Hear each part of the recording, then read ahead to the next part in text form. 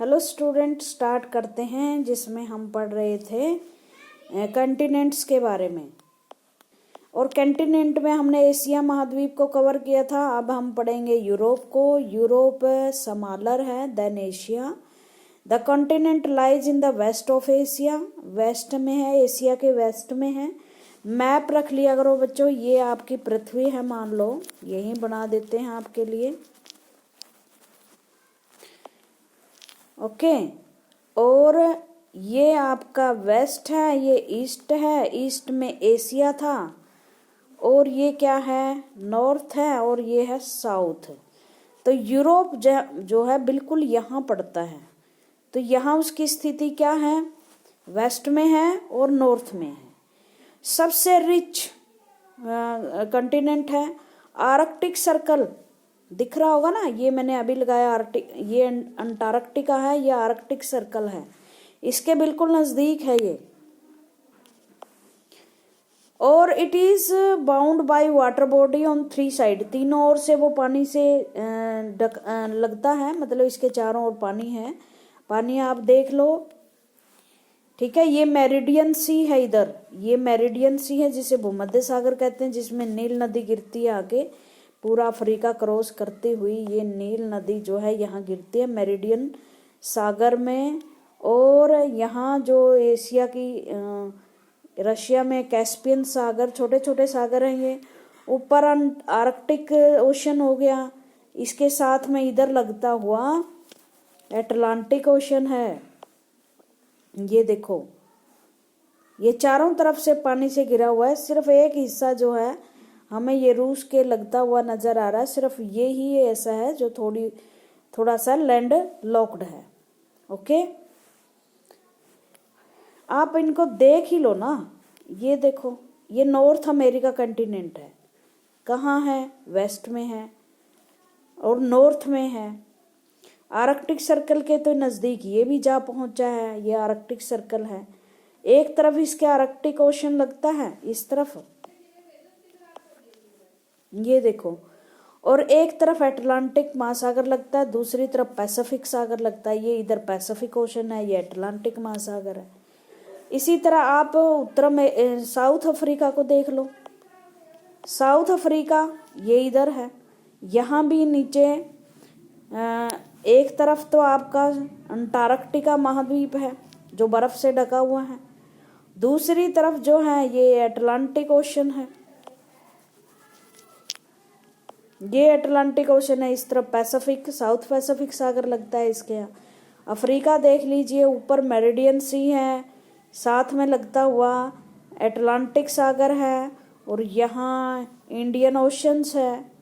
इस तरफ जो है एशिया आ जाता है, ऑस्ट्रेलिया, एशिया के बारे में हम पढ़ चुके हैं। ऑस्ट्रेलिया जो है, एक तरफ इंडियन ओशन है, एक तरफ पैसिफिक सागर है। तो इस तरह सारे कंटिनेंट के पास कहीं ना कहीं समुंदर से लगते हुए हैं। उसके बाद हम पढ़ते हैं अफ्रीका महाद्वीप के बारे में। इसे अंध भी कहते हैं, अंध कंटिनेंट, ब्लाइंड डार्क कंटिनेंट जैसे बोलते हैं, क्योंकि इसके बारे में बहुत बाद में पता चला था। ठीक है, हिंदी में तो इसे अंध महाद्वीप कहते हैं, मतलब जिसको बाद में पता चला। और इसमें सभ्यताएं भी इतनी कल्चर नहीं है। हाँ, नील नदी के किनारे जो मिस्र की सभ्यताएं हैं वो बहुत विकसित थी, लेकिन जो इसके सदर्न पार्ट्स हैं या वेस्ट पार्ट हैं वो थोड़े से दुनिया से को बाद में पता चला। अफ्रीका आप देख लो, अफ्रीका में लोग काले हैं, आपको पता ही है। वो कारण क्या है, क्योंकि अफ्रीका जो है बिल्कुल विषुवत रेखा के और करक और मकर रेखा के बिल्कुल बीच में आता है। इसका मतलब वो ट्रॉपिक जोन में आता है, जहाँ सूर्य की धूप सबसे ज़्यादा पड़ती है। ये आपकी ट्रॉपिक ऑफ कैंसर होगी, ये भूमध्य रेखा होगी, और ये आपकी कैप्रिकॉर्न होगी।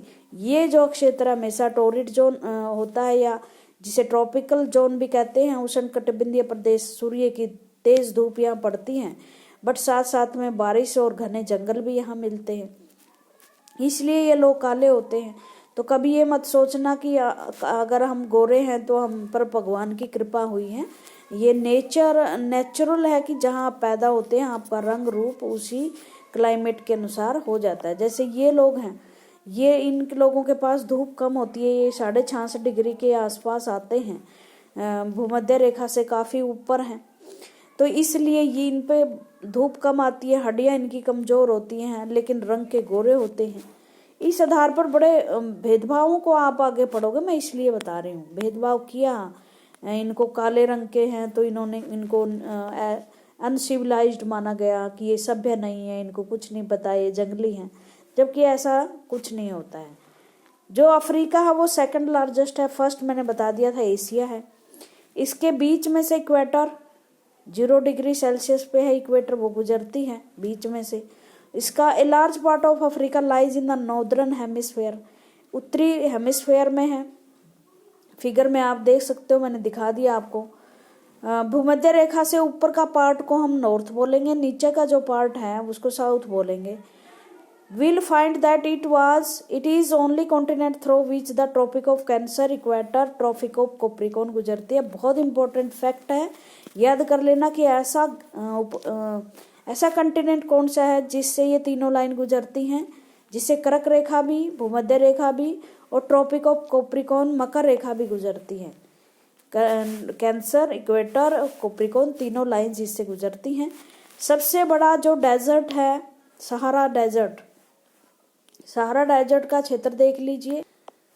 जो अफ्रीका का ये पार्ट है, ये सहारा डेजर्ट का पार्ट आता है। सहारा थोड़ा सा ऊपर ले लेते हैं, ये सहारा का डेजर्ट है, दुनिया का सबसे बड़ा डेजर्ट है। यहाँ को दूर दूर तक कोई पानी और बस जो हैबिटेट है, निवास है, वो दिखाई नहीं देता। इसमें लोग जो हैं इनका घनत्व वहाँ कम है, डेजर्ट की वजह से मुश्किल से जी पाते हैं लोग। अब सहारा डेजर्ट वर्ल्ड का हॉटेस्ट डेजर्ट भी है और सबसे बड़ा भी है। ये भी याद रखना कि दुनिया का सबसे बड़ा डेजर्ट और सबसे गर्म डेजर्ट कहाँ है? Sahara. The continent is bound on all side by the ocean and seas, चारों तरफ से ओशंस और सागर से, समुद्रों और महासागरों से भरा है। Look at the world map, ये हमने देख लिया। सबसे बड़ी जो वर्ल्ड की रिवर है नाइल रिवर, नील नदी जिसे बोलते हैं, वो अफ्रीका के बीच में बहती हैं। और मैंने ये बताया था इधर से चलती है, ये इक्वेटर के पास से 13 देशों से होकर गुजरती हैं, मिस्र से होकर फिर ये मेरिडियन सी में गिरती है। दोबारा से मैप पे देख लो, मैप आना जरूरी है बच्चों आपको। अगर एसएस पढ़ो तो साथ में मैप का पूरा होल्ड आपके पास होना चाहिए। यहाँ से ये निकलती है नाइल नदी और इन यहाँ से गुजरते हुए यहाँ मेरिडियन सागर में गिरती है। और यहाँ ही सबसे दुनिया की पुरानी सभ्यता, मिस्र की सभ्यता सिविलाइजेशन पनपी थी। उसके बाद कहते हैं North America Nile, notice where the equator, the tropic of cancer and tropic of capricorn pass in the map of the Africa. ये मैंने आपको कहाँ कहाँ से गुजरती हैं बता दी हैं। नॉर्थ अमेरिका के बारे में पढ़ते हैं। जो अमेरिका सबसे आपको धनी दिखाई देता है ना, यूएसए जो है वो नॉर्थ अमेरिका में 2 ही देश हैं, कनाडा है और जिसके जो अभी राष्ट्रपति थे डोनाल्ड ट्रंप और नए बने हैं जो बिडाइन, ठीक है। तो ये उस अमेरिका की बात हो रही है, नॉर्थ अमेरिका की। इसे भी आप मैप में देख लीजिए। ये जो है नॉर्थ अमेरिका है, ठीक है, और बहुत बड़ा है ये अमेरिका देश भी विश्व में 4थे नंबर पे है। America is the 3rd largest continent, ये 3रे नंबर का सबसे बड़ा कॉन्टिनेंट है। सबसे बड़ा एशिया, फिर अफ्रीका और उसके बाद North America. It is link to South America by a narrow strip of the land called the isthmus of Panama. मैं आपको दिखा देती हूँ। साउथ अफ्रीका से ये जुड़ा हुआ है और यहाँ पर एक इथुमस जिसे बोलते हैं, पानी के बीच में एक स्ट्रिप, उससे ये जुड़ा हुआ है। पनामा सिटी, पनामा नहर भी है, एक पनामा सिटी भी है और पनामा इथुमस भी है। समझ में आया? इथुमस का मतलब होता है दो पानी के बीच में एक हल्की सी जमीन की पट्टी। ये इससे साउथ अमेरिका से इससे जुड़ा हुआ है, पनामा से।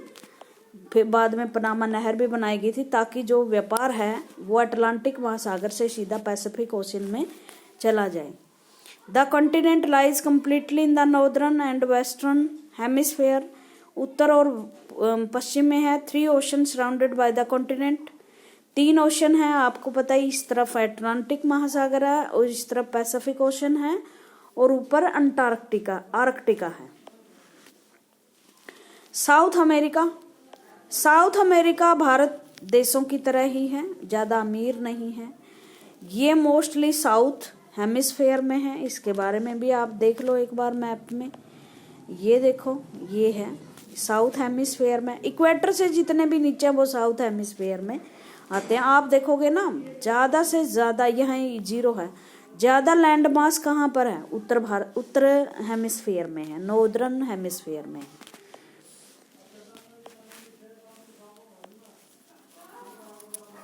उसके बाद साउथ अमेरिका की बात हम पढ़ रहे थे। ये भी which 2 ocean surrounded on the east and the west. 3 ocean है इसमें, आपको पता है। पैसिफिक ओशन, अटलांटिक ओशन है और इसमें एक एंडीज नाम की पर्वत श्रृंखला है। मैं आपको बता देती हूँ, जैसे हिमालय भारत जो है वह हिमालय पर्वत है, इसी तरह एक पर्वत श्रृंखला है यहाँ तो है नॉर्थ अमेरिका में तो रॉकी माउंटेन्स, याद रखना।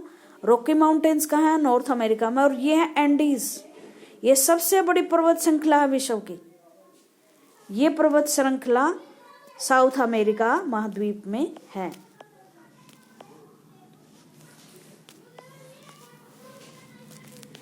ये वर्ल्ड की लॉन्गेस्ट माउंटेन रेंज है भाई, सबसे लंबी माउंटेन रेंज है। Run through its length from north to south. South America has the world largest river.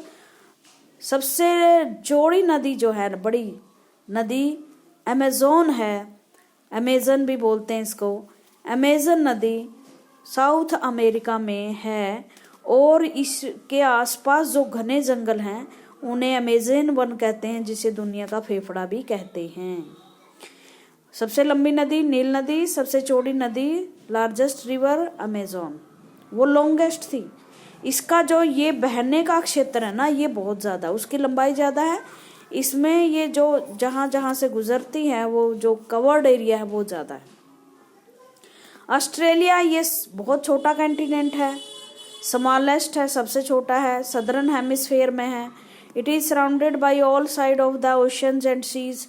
ये भी समुद्रों और महासागरों से घिरा हुआ है और इसे क्या कहते हैं? ईजलैंड कॉन्टिनेंट। ईजलैंड का मतलब द्वीप महाद्वीप। द्वीप महाद्वीप का मतलब ऐसा महाद्वीप जो चारों ओर से पानी से घिरा हुआ है। अब हम पढ़ते हैं भारत के बारे में। भारत के बारे में भी पढ़ोगे ना।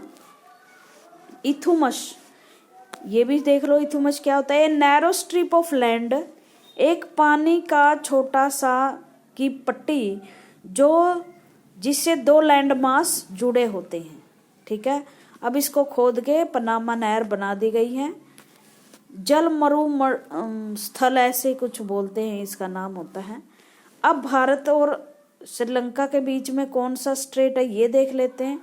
भारत और श्रीलंका के बीच में भी ऐसी एक पट्टी है जो दोनों देशों को जोड़ती है, उसे पाक स्ट्रेट कहते हैं। पाल्क, एल नहीं बोली जाती इसमें, पाक स्ट्रेट बोला जाता है।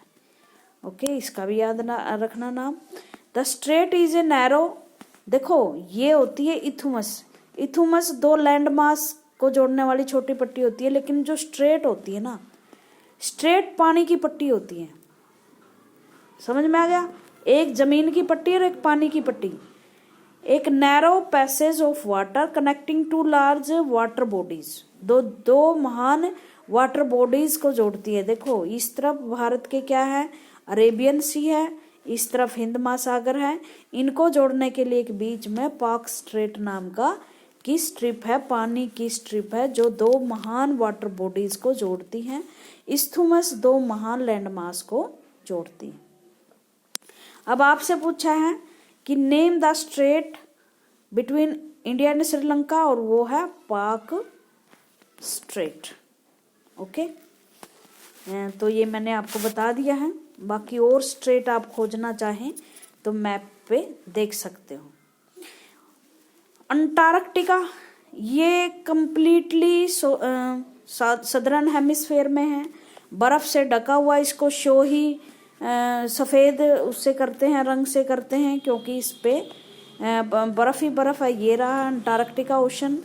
ह्यूमन बीइंग्स का निवास बहुत कम है, एस्कीमोज वगैरह रहते हैं वहाँ। सॉरी, एस्कीमो तो नॉर्थ में रहते हैं, आर्कटिका में। ठीक है, ये उसमें है, और ये भी बहुत बड़ा है, उसमें है, बहुत बड़ा महाद्वीप है। South Pole lies in the almost of the centre of the continent. South Pole continent के बिल्कुल बीच में है। As it is looked in the south polar region, it is permanently covered with thick ice sheet. महान glacier से ढका हुआ है, बर्फ की सीट यहाँ है, पानी सबसे ज्यादा है यहाँ। There are no permanent human settlement, कोई परमानेंट ह्यूमन सेटलमेंट यहाँ नहीं है। और आपको बताया था मैंने 6 महीने के दिन और रात होते हैं, लेकिन बहुत सारे देशों ने यहाँ रिसर्च सेंटर बनाए गए हैं। भारत ने भी बनाया है, भारत ने जैसे मैत्री बनाया है, दक्षिण गंगोत्री बनाया है, याद रखना इनके नाम। रिसर्च सेंटर जहाँ वैज्ञानिक रहते हैं, इस तरह से कोई ढका हुआ इंफ्रास्ट्रक्चर बना दिया जाता है। इसमें साइंटिस्ट रहते हैं और वहाँ की चीज़ों की खोज करते हैं कि यहाँ के जीव जंतु कैसे हैं, यहाँ बर्फ़ कैसे गिरती है, पिघलती है। ठीक है, इसमें क्या क्या चेंजेज आ रहे हैं। अब पढ़ते हैं हम हाइड्रोस्फीयर के बारे में। हाइड्रोस्फीयर का मतलब जितना पानी का भाग है, ब्लू प्लैनेट कहा जाता है ना अर्थ को, पृथ्वी को, क्योंकि जब हम इसे आकाश से देखते हैं तो ये हमें ब्लू लगती है, क्योंकि इसके 71% भाग पे पानी है और 29% भाग पे लैंड है। Hydrosphere consist of water in all form, सभी तरह का पानी है, रिवर है, ओशन है, सीज है, as running water in oceans and river and lakes, ice in glaciers, underground water, water vapour in atmosphere, और जो आपको दिखाई भी नहीं दे रहे ना भाप, वो भी एटमॉस्फेयर में पानी है, और इसको भी हम हाइड्रोस्फीयर में ही लगाते हैं। 97% वाटर जो है वो ओशन में पाया जाता है। इसका मतलब वो ह्यूमन बीइंग के काबिल नहीं है यूज के। वैसे तो उसका प्रयोग है, मछलियां वगैरह वहाँ पलती हैं तो हमें खाने के लिए चीज़ें मिलती हैं, लेकिन वो साल्टी है, पीने के काबिल नहीं है।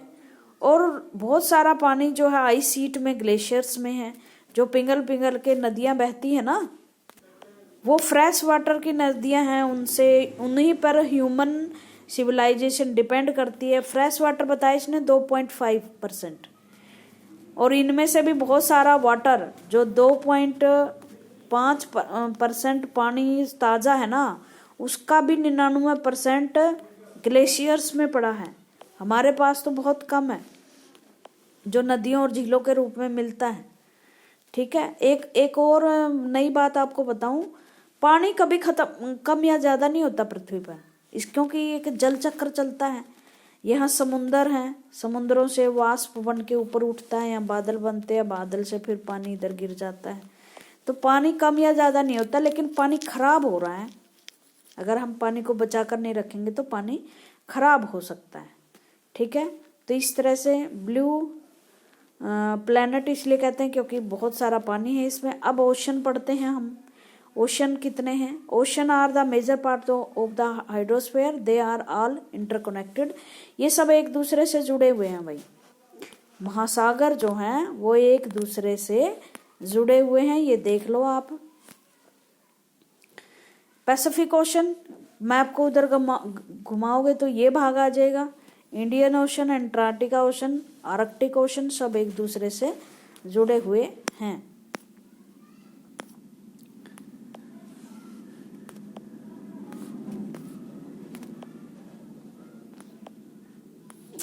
ओशंस के बारे में पढ़ रहे थे। तो the ocean water was always moving, पानी जो ओशन का वाटर हमेशा मूव करता रहता। आपने देखा होगा इस तरह की लहरें बनती हैं जिसे हम क्या कहते हैं, करंट या धाराएं कहते हैं। The three chief moment of the water ocean are the waves, लहरें होती हैं, टाइड होती हैं। टाइड का मतलब जैसे यहाँ ज्वार भाटा आता है ना, ज्वार भाटा, एक बार पानी ऊपर उठता है, एक बार नीचे गिरता है गुरुत्वाकर्षण बल के कारण, चंद्रमा और सूर्य के गुरुत्वाकर्षण बल के कारण पानी टाइड्स के रूप में, ज्वार भाटे के रूप में ऊपर चलता है। एक तो लहरें आती हैं और एक वेव्स चलती हैं, करंट जैसे आम चलती रहती हैं। तो ये क्या है, ये तीन तरह की गतियां हैं। The Atlantic ocean, the Indian oceans, 5 major ocean है। ये भी याद रखना कि कितने ओशन है, 5 है। एक पैसिफिक ओशन है जो सबसे बड़ा और सबसे गहरा है। अटलांटिक ओशन जो एस शेप के आकार में ऐसे। इंडियन ओशन जिसका नाम किसी देश पे है। एक है the southern ocean and Arctic ocean. In order to their size the Pacific ocean is the largest size. Pacific ocean सबसे बड़ा है और सबसे गहरा भी है। It is spread over 1/3 of the earth के 1/3 भाग पर फैला हुआ है भाई। 75% भाग पे तो यही है, 1/3 भाग पे आपके पैसिफिक ओशन है। मैरियाना ट्रेंच इसका डीपेस्ट जो 1/3 बनेगा ना, वो 33% बनेगा, ठीक है। डीपेस्ट ट्रेंच मैरियाना ग्रत है, सबसे गहरा है। आपको इसकी 11,000 कुछ गहराई है जिसमें आपकी माउंट एवरेस्ट भी समा सकती है, बता दिया था मैंने आपको। पैसिफिक ओशन में है। The Pacific ocean is almost circular in shape, ये सर्कुलर शेप में है। Asia, Australia, North and South America surrounded its, लगभग जो विश्व के महाद्वीप हैं, Asia, Australia, South, North America, ये सब इसके चारों ओर हैं। Look at the map and find out the location of two the continent around the Pacific ocean. ये मैंने बार बार आपको बता दिया है। आज के लिए इतना ही। Thank you very much.